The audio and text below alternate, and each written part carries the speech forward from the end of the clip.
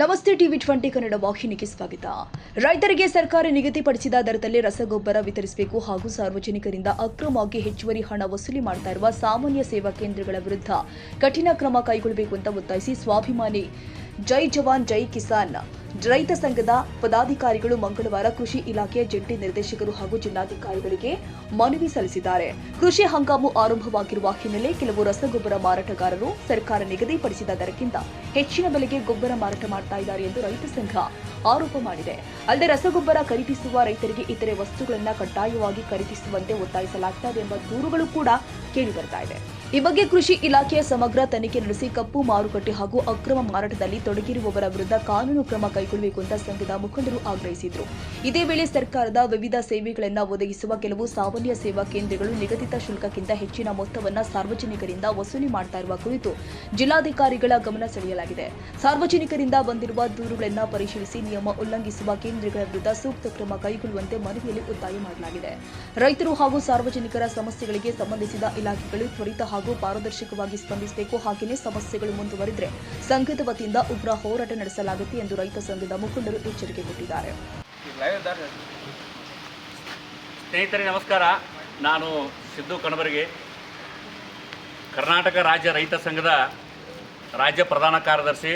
ನನ್ನ ಜೊತೆಗೆ ನಮ್ಮ ರಾಜ್ಯ ರೈತ ಸಂಘದ ಗೌರವ ಅಧ್ಯಕ್ಷರಾದಂಥ ಶ್ರೀ ಬಿ ಜಿ ಕುಂಬಾರ್ ಅವರು ಅದಾರ, ಹಾಗೆ ರಾಜ್ಯಾಧ್ಯಕ್ಷರಾದಂಥ ಶ್ರೀ ಸುರೇಶ್ ವಾಲಿ ಅವರು ಅದಾರ, ಹಾಗೆ ರಾಜ್ಯ ಉಪಾಧ್ಯಕ್ಷರಾದಂಥ ವಿನೋದ್ ಪಾಟೀಲ್ ಅವರು ಅದಾರ, ಹಾಗೆ ಚಿಕ್ಕೋಡಿ ಜಿಲ್ಲಾಧ್ಯಕ್ಷರಾದ ಕುಮಾರ ಡೊಂಗ್ರೆ ಅವರು ಅದಾರ, ಹಾಗೆ ಕಾರ್ಯದರ್ಶಿ ಆದಂಥ ಮಡಿವಾಳಪ್ಪ ಕಿತ್ತೂರು ಅವರು ಅದಾರ.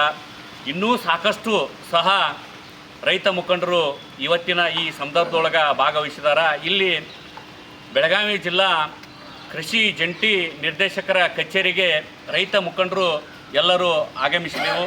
ಇಲ್ಲಿ ಬರುವಂಥ ವಿಚಾರ ಇಷ್ಟೇ, ಈಗಾಗಲೇ ತಾವೆಲ್ಲರೂ ರೈತರು ಗಮನಿಸಿರ್ಬೋದು, ಬೆಳಗಾವಿ ಜಿಲ್ಲೆಯಾದ್ಯಂತ ರೈತರಿಗೆ ಬಿತ್ತುವ ಸಂದರ್ಭದೊಳಗೆ ಎಲ್ಲ ರಸಗೊಬ್ಬರ ಅಂಗಡಿ ಮಾಲೀಕರು ಯೂರಿಯಾ ತಗೋಕ್ಕೆ ಹೋಗ್ರಿ, ಅದಕ್ಕೊಂದು ಲಿಂಕ ಯೂರಿಯಾದ ರೇಟ್ ನಿಜವಾದ ರೇಟ್ ಇರೋದು ಆ 266 ರೂಪಾಯಿ.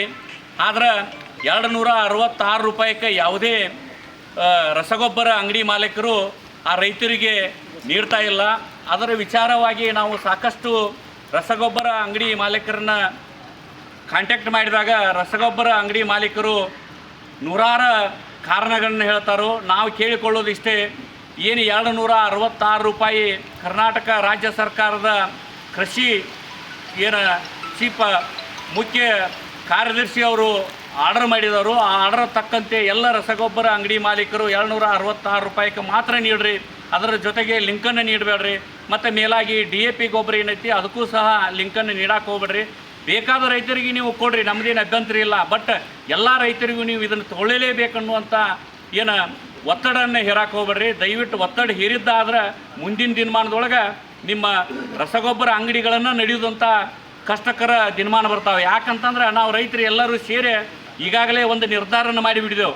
ನಾವೆಲ್ಲರೂ ಪ್ರತಿ ರೈತರು 2,000 3,000 ಸೇರಿಸಿ ಒಂದು FPOವನ್ನು ಮಾಡಿಕೊಂಡು ಅಲ್ಲಿ ಮುಖಾಂತರ ರೈತರಿಗೆ ರಸಗೊಬ್ಬರವನ್ನು ಸರಬರಾಜು ಮಾಡೋಣ ಅಂತೇಳಿ ಈಗಾಗಲೇ ನಾವು ಮಾತುಕತೆ ಸಹ ಮಾಡಿದೆವು. ನೂರಾರು ರೈತರನ್ನ ಸಂಪರ್ಕ ಮಾಡಿದೆವು. ದಯವಿಟ್ಟು ನಿಮ್ಮದು ಇರುವಂಥ ವ್ಯಾಪಾರನ್ನು ಹಾಳು ಮಾಡಿಕೊಂಡು ನೀವು ಬೀದಿಗೆ ಬರಕ್ಕೆ ಹೋಗ್ಬೇಡ್ರಿ, ರೈತರನ್ನು ಬೀದಿಗೆ ತರಕ್ಕೆ ಹೋಗ್ಬೇಡ್ರಿ ಅಂತೇಳಿ ನನ್ನ ಮಾತಿಗೆ ವಿರಾಮ ಹೇಳ್ತೇನೆ. ಮನವಿ ಸಲ್ಲಿಸುವ ಸಂದರ್ಭದಲ್ಲಿ ಸಂಘದ ಗೌರವಾಧ್ಯಕ್ಷ BG ಕುಂಬಾರ್, ರಾಜ್ಯಾಧ್ಯಕ್ಷ ಸುರೇಶ್ ವಾಲಿ, ರಾಜ್ಯ ಉಪಾಧ್ಯಕ್ಷ ವಿನೋದ್ ಪಾಟೀಲ್, ರಾಜ್ಯ ಪ್ರಧಾನ ಕಾರ್ಯದರ್ಶಿ ಸಿದ್ದು ಕನಬುರ್ಗಿ, ರಾಜ್ಯ ಸಂಘಟನಾ ಕಾರ್ಯದರ್ಶಿ ಗುರುನಾಥ್ ನೆಲಪ್ಪನವರ್, ರೈತ ಮುಖಂಡರು ಆದ ರಾಯಪ್ಪ ಮಾವಿನಕಟ್ಟಿ, ಮಡಿವಾಳಪ್ಪ ಕಿತ್ತೂರು, ಫಕೀರಪ್ಪ ಬಡವನವರ್ ಸೇರಿ ಸಂಘದ ಪದಾಧಿಕಾರಿಗಳು ಹಾಗೂ ನೂರಾರು ರೈತರು ಉಪಸ್ಥಿತರಿದ್ದರು. Mahesh Sharma, TV 20 Kannada.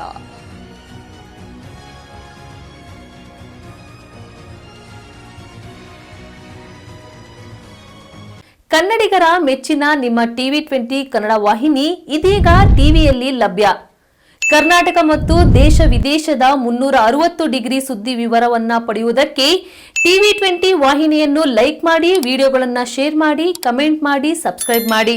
HCN cable 842 ನಂಬರ್ನಲ್ಲಿ Hukkeri taluk ಹಾಗೂ ಸಂಕೇಶ್ವರದ ಸುತ್ತಮುತ್ತಲಿನ ಹಳ್ಳಿಗಳಲ್ಲಿ ಲಭ್ಯ.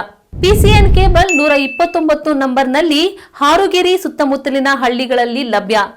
ರಾಯಬಾಗ್ ಡಿಜಿಟಲ್ ಚಾನೆಲ್ ಕೇಬಲ್ 80ನೇ ನಂಬರ್ನಲ್ಲಿ ರಾಯಬಾಗ ತಾಲೂಕಿನ ಸುತ್ತಮುತ್ತಲಿನ ಹಳ್ಳಿಗಳಲ್ಲಿ ಲಭ್ಯ. ಯುಡಿಸಿಎನ್ ಕೇಬಲ್ ನೆಟ್ವರ್ಕ್ ಉಗಾರ ಸುತ್ತಮುತ್ತಲಿನ ಹಳ್ಳಿಗಳಲ್ಲಿ ನಿಮ್ಮ ಟಿವಿ 20 ಕನ್ನಡ ವಾಹಿನಿಯೂ ಲಭ್ಯ.